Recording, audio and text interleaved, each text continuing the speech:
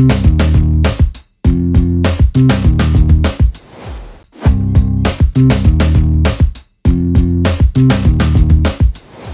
everyone, this is Aditi and you're watching Legal Bites. Our today's topic of discussion is rules of strict liability and absolute liability. In this video, I'll be looking at the introduction, meaning of strict liability, what are the essentials of strict liability, exceptions to the rule of strict liability, applicability of strict liability in India, followed by meaning of absolute liability, rules of absolute liability, and at last but not the least, distinction between strict liability and absolute liability. Now let's start our video.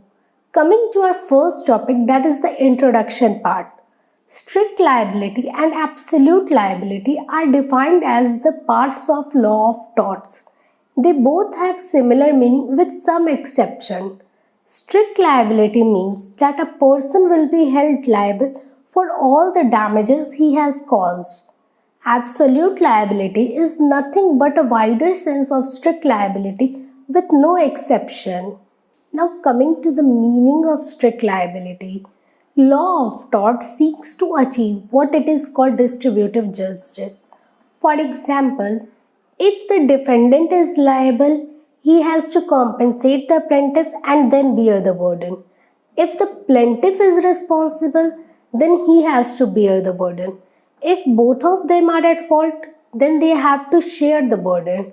And if neither of them are at fault, then the plaintiff has to bear the loss. This is called distributive justice. Justice Blackburn's judgment in the case of Rylands versus Fletcher is acknowledged to be the first case in which the strict liability was applied. Now coming to our leading case, Rylands versus Fletcher. What happened in this case was, in 1860, John Rylands contemplated a new reservoir to be constructed for supplying water in the Ainsworth mill. He appointed a contractor to execute the plan. Thomas Fletcher had a mine in the neighborhood. There were some old disused shafts which led from the defendant's land to the plaintiff's mine. Although the contractor was aware of this, yet he did not take care in filling them. And as a result of this, when the reservoir was filled, the shaft succumbed to pressure and water entered the plaintiff's mines and damaged them.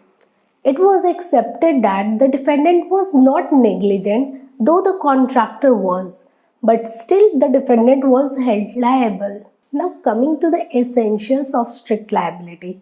There are three essentials. The first essential is something must be brought, collected and kept on the land.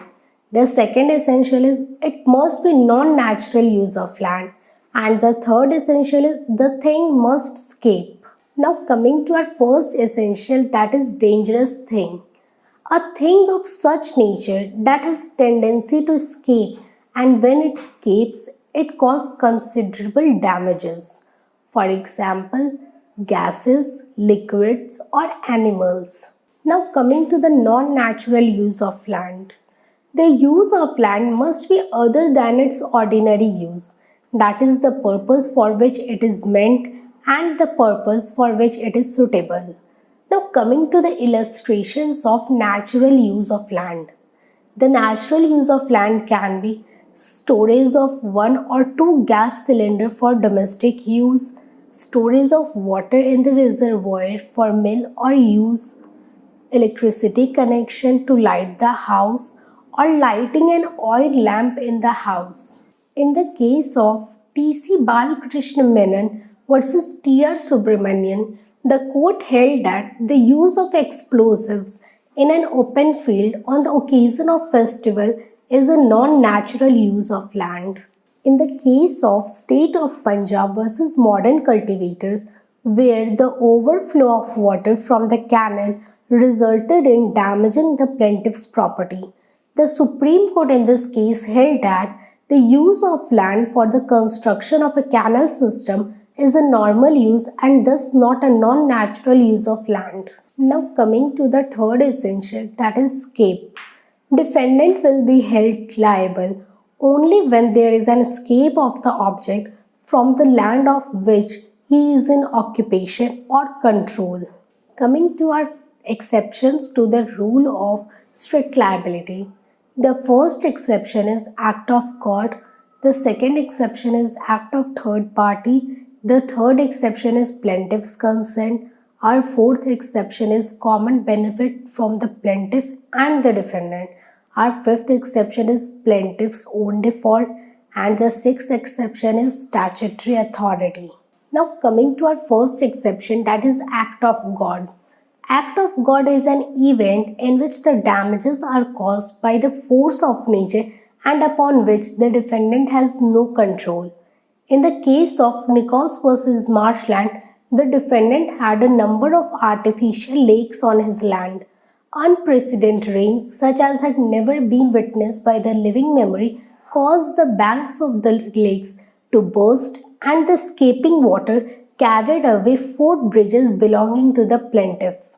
In this case, the court held that the plaintiff's bridges were swept away by an act of God and the defendant was not held liable. Now coming to our second exception, that is act of third party. Where the escape is caused by an act of the third party over whom the defendant has no control, then he will not be liable. In the case of Ricketts versus Lothian, the plaintiff was a tenant of the defendant on the second floor. On the fourth floor of the defendant's building, a third party maliciously plugged up the waste pipes and opened the taps. As a result of this, the plaintiff's goods were damaged by the flow of water from the lavatory on the fourth floor. Here in this case, the defendant was not held liable as it is an act of the third party upon which the defendant has no control. Now coming to a third exception, that is plaintiff's consent. When the plaintiff has given consent to the defendant in the respect of things stored, then there is no liability. This is as similar to voluntary non-fitting injuria. In the case of Bullock Glass Emporium versus United India Insurance Company Limited, the defendant was not held liable when water escaped from the upper floor and damaged the lower floor because there was an implied consent by the occupier of the lower floor to the use of water by the occupier of the upper floor. Our next exception is common benefit of plaintiff and defendant, where the artificial work is maintained with the plaintiff's consent and for the common benefit of defendant, this rule does not apply. In the case of Carstairs versus Taylor, Taylor was the landlord who rented his upper floor to the plaintiff. Taylor, for the benefit of both, maintained a rainwater box. Some rats damaged the rainwater box, and as a consequence of this, water escaped from it, resulting in damaging the plaintiff's goods. In this case, the defendant was not held liable as there was plaintiff's consent in it. Our next exception is plaintiff's own fault. If the injury is caused to the plaintiff due to his own fault, then the defendant is not held liable. In the case of Pointing versus Noakes, the plaintiff's horse reached over the defendant's boundary and nibbled some poisonous tree and died. It was held that as the death of the horse was caused by the plaintiff's own negligence and that the defendant was not liable. Now coming to our next exception, that is statutory authority, where the defendant is authorized or required under the law to collect and keep the dangerous thing which escape and causes injury and as well as mischief, then the rule of strict liability does not apply. Now coming to the applicability of strict liability in India. Rule of strict liability has been applied by the Indian courts. In India, storing of water for agricultural use or irrigation purpose is not held to be a non-natural use of land. Further, in the case of Union Carbide Corporation versus Union of India, the principle of absolute liability was again applied and the defendant was held liable to pay $70 million as a compensation to the victims or the relatives of the victims. Again, in the case of Arun Kumar versus Union of India, the zoo authorities was held liable under the principle of absolute liability as they did not perform their part of duty and thus should be answerable to pay compensation. Now coming to the meaning of absolute liability. Absolute liability is strict liability without exception. The principle of absolute liability was first laid in the case of M.C.Mehta versus Union of India, which can be also known as the oleum gas leakage case. In that case, it was stated that the rule of strict liability was inadequate and it led to the formation of a new principle called absolute liability. In the case of Charan Lal Sahu versus Union of India, it was held that this duty was absolute, non-delegible, and the defendant cannot escape liability by showing that he had taken reasonable care and there was no negligence on his part. In the case of M.C.Mehta versus Union of India, which can be also known as the oleum gas leakage case, liability was made further stringent with the introduction to the rule of absolute liability. The Supreme Court held that the rule of strict liability is inadequate to deal such serious problem and further stated that with the need of fast changing society, law has to grow gradually and further held that we cannot allow our judicial thinking to be constrained. Now coming to rules for establishing absolute liability. Our first rule is hazardous or dangerous activity. According to the principle of absolute liability, if any person is found engaged in any dangerous activity and if any harm is caused to any person while carrying out such dangerous activity, then the person carrying out such activity will be held absolutely liable. Our next rule is escape not necessary. The escape of a dangerous thing from one's land is not necessary. It means that the absolute liability shall be applicable to those injured within the premises or outside the premises. Coming to our next rule, that is no exception. In the rule of strict liability, there are certain exceptions, and if a case comes under that exception, the defendant is not liable for the act. Absolute liability is the one in which the defendant is liable to pay compensation. He cannot take the defense of any of the exceptions. Now coming to our next rule, that is natural and non-natural use of land. The rules of strict liability in the case of Rylands versus Fletcher applies only to the natural use of land, but the new principle of absolute liability even applies to the natural use of land. If a person uses a dangerous substance in a natural use of land and if such substance escapes, then he will be held liable even though he has taken proper care. Now coming to our next rule, that is extent of damage.